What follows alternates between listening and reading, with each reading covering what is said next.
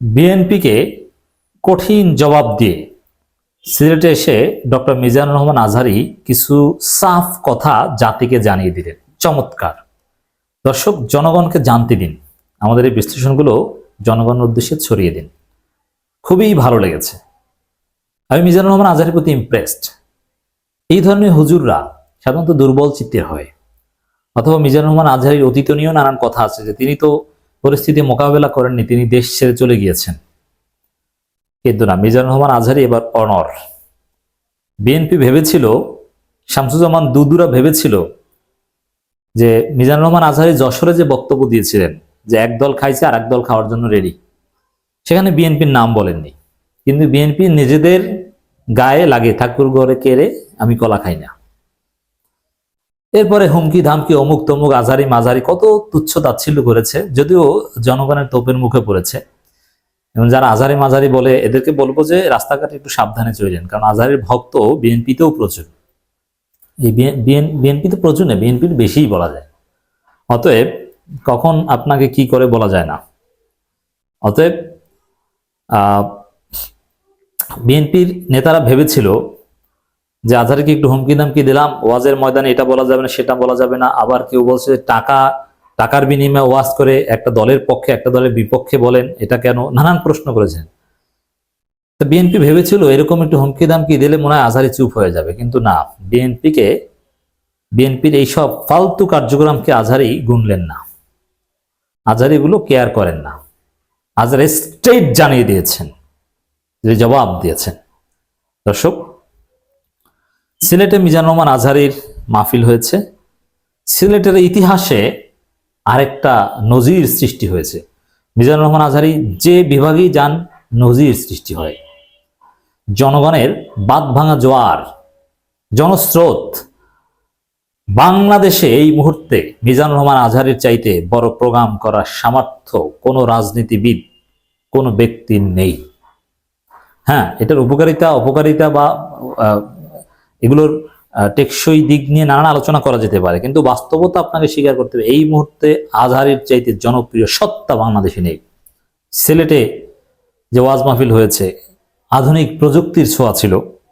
মানে ওয়াজ মাহফিলের কনসেপ্টেই পরিবর্তন হয়েছে। একটা ওয়াজ মাহফিলে শত শত হাজার হাজার সিসি ক্যামেরা এবং স্ক্যানিং করে ঢুকানো হয়, তারপরও জনগণকে নিয়ন্ত্রণ করা কঠিন, তাড়াতাড়ি মোনাজাত করে শেষ করে দিতে। সত্যি এটা নজিরবিহীন। শুধু বাংলাদেশে না, পৃথিবীতে এটা নজিরবিহীন। অনেক বড় বড় সফিস্টিকেটেড আলোচনা সভা হয় বিভিন্ন অডিটোরিয়ামে, মুফতি মেম জাকির নায়েক আরো অনেকে করেন, কিন্তু এত মানুষ উপস্থিত হন এটা আপনি দেখান তো পৃথিবীর আর কোথায়, কোন হুজুরের আপনি মক্কার ইমামকে নিয়ে আসেন, এত লোক হয় কিনা। আমি বলছি না যে লোক হয় এই জন্য মিজানুর রহমান আজহারী সবচেয়ে জ্ঞানী কিংবা সম্মানিত, না, সেটা আলাদা বিষয়। কিন্তু তার ওয়াজে যে লোক হয় এটা তো আপনি অস্বীকার করতে পারবেন না। এটা যে একটা ইউনিক দিক, সারা পৃথিবীতে যেটা একটা এক্সেপশনাল দিক, এটা আপনাকে অ্যাকনোলেজ করতে হবে। তো দর্শক, মিজানুর রহমান আজহারীকে ধন্যবাদ জানাই যে বিএনপির সমালোচনাকে, অযৌক্তিক সমালোচনা, হুমকি ধামকিকে ভয় না পেয়ে তিনি পাল্টা জবাব দিয়ে আরো কঠিন বার্তা দিয়ে দিলেন। দর্শক, দেশে আমরা চাঁদাবাজি দখলবাজি চাই না। মিজানুর রহমান আজহারী চাঁদাবাজি দখলবাজি নিয়ে আবার বলেছেন। এখন এটার তাফসির বিএনপি কি করবে? যে দেশে আমরা বিএনপি চাই না, একদল খাইছে, একদল তো আওয়ামী লীগ, যশোরের বক্তব্যের তাফসির, আর একদল রেডি খাওয়ার জন্য, মানে বিএনপি এই তাফসির করেছে। আর এবার সিলেটের এটা তাফসির কি করবে? দেশে আমরা চাঁদাবাজি দখলবাজি চাই না, মানে দেশে আমরা বিএনপি চাই না, আমরা জামাত চাই, এটা তাফসির করবে। আজহারীকে আপনারা থামাতে পারবেন না। আজহারী কোনো অন্যায় কথা বলেননি। আজহারী অন্যায় কথা বললে আমরাই প্রতিবাদ করব। অতএব বিএনপির লোকজন অযথা নিজেদের গ্রহণযোগ্যতা নষ্ট করছে, জনগণের তোপের মুখে পড়ছে, অযথা আজহারীর বিরুদ্ধে লেগেছে। বরং আপনারা আজহারীর বিরুদ্ধে না লেগে আপনারা চাঁদাবাজি, টেম্পো স্ট্যান্ডগুলো এগুলো ছাড়েন, তারপর আজহারীর পক্ষে বলে আপনাদের সামাজিক অবস্থান তৈরি করার চেষ্টা করেন। বিশিষ্ট Islamic scholar doctor Mizanur Rahman Azhari বলেছেন, বিভিন্ন গণমাধ্যম সাথে সাথে ওয়াজ রাতে হয়েছে, তার ওয়াজ শেষের কিছুক্ষণের মধ্যেই রিপোর্ট করেছে। মিজানুর রহমান আজহারী বলেছেন, দেশে আমরা চাঁদাবাজি দখলবাজি চাই না, এদেশে কোনো দুর্নীতি ও টেন্ডারবাজিও আমরা চাই না।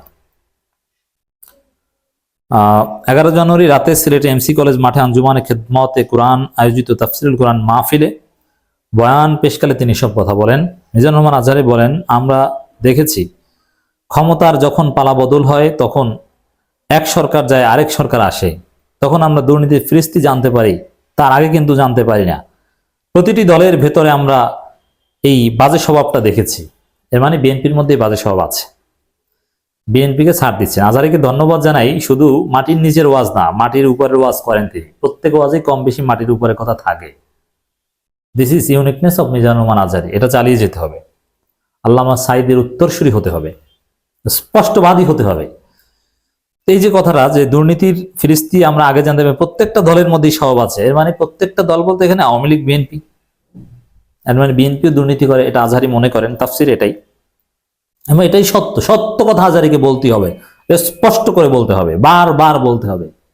বিএনপির এই টেম্পোস্ট্যান্ডের লোকজনের রক্তচক্ষুকে ভয় পাওয়া যাবে না। তো আমাদের শুধরে নেওয়ার সময় এসেছে।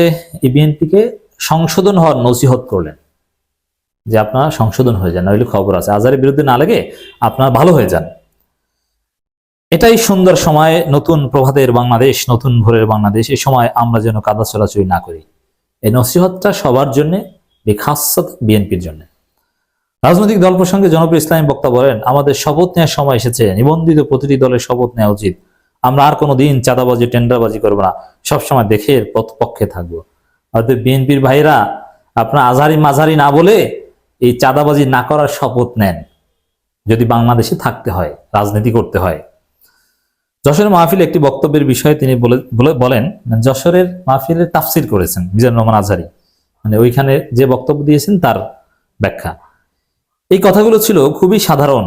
যে কথাগুলো আমরা জেনারেলি বলি সেগুলো জেনারেলি নেবেন। এই জাতীয় কথাবার্তা যখন আমরা দেই, তখন যদি বলেন রাজনীতিতে আসেন, পারলে দল করে দেখান, মানে দুদুকে জবাব দিয়েছেন। দুদু এই কথা বলেছে, আমি একজন মুফাসসিরে কোরআন, এর বাইরে আমার সবচেয়ে বড় পরিচয় আমি একজন বাংলাদেশী নাগরিক। আমার দেশের যে কোনো সমস্যা অসঙ্গতি নিয়ে কথা বলার অধিকার আমার রয়েছে। আর কথা বলতে হলে রাজনৈতিক দল করতে হবে, এইসব দুদু ফুদুর এই ফাও কথা গোনার টাইম মিজানুর রহমান আজহারী নেই। মিজানুর রহমান আজহারী এই দুদুকি গোনেন না। আজহারী এদেশের নাগরিক, কথা বলতে পারবেন, এটাই তার অধিকার। এটা যদিও এই ব্যাখ্যা আমরা বা এই প্রতিবাদ আমরা আগেও করেছি। অতএব দেশের অসঙ্গতি নিয়ে আজহারী কথা বলবেন, বিএনপি চাঁদাবাজি করলে তার বিরুদ্ধে কথা বলবেন। এতে রাজনৈতিক দল করতে হবে কেন? হ্যাঁ, দল করা উচিত, সেটা আমরা অন্যভাবে তাকে বা অন্য পার্সপেক্টিভ পরামর্শ দিচ্ছি। কিন্তু বিএনপির অপকর্ম ঢাকার চেষ্টা, বিএনপির অন্যায়ের বিরুদ্ধে নাম না ধরে বললেও নিজের গায়ে টেনে নিয়ে আজহারীর বিরুদ্ধে বিষোদগার করবেন, এটা চলবে না। আজহারীকে ধন্যবাদ জানাই পাবে স্মার্ট, স্পষ্টবাদী, কঠিন জবাব দেওয়ার জন্য। অতএব দর্শক, দেশব্যাপী এদেশের চাঁদাবাজের বিরুদ্ধে সচেতন জনশক্তি মিজানুর রহমান আজহারীর পক্ষে এতদিন যে অ্যাক্টিভিজম চালিয়েছে, আমরা যে অ্যাক্টিভিজম চালিয়েছি, এবং আজহারী অবশেষে নিজেই যে জবাব দিলেন, যদি লজ্জা থাকে বিএনপির কোনো পান্ডা নেতা চাঁদাবাজিকে নিজের গায়ে টেনে নিয়ে অ্যাটলিস্ট আজহারীর বিরুদ্ধে বলবেন। আজহারী কি বিএনপিকে ভারতের দালাল বলেছে? তা তো বলেনি। বিএনপিকেই কিছু বলেনি। তিনি বলেছেন যে একদল খেয়ে গেছে, আর একদল খাওয়ার জন্য রেডি আছে। তিনি বলেছেন আমরা চাঁদাবাজি চাই না, সিম্পল। আপনার নাম ধরে বলেনি, তারপরও আপনি গায়ে টেনে নিচ্ছেন। এইসব ফাজলামি বাংলাদেশে চলবে না। Mizanur Rahman Azhari is on the right track.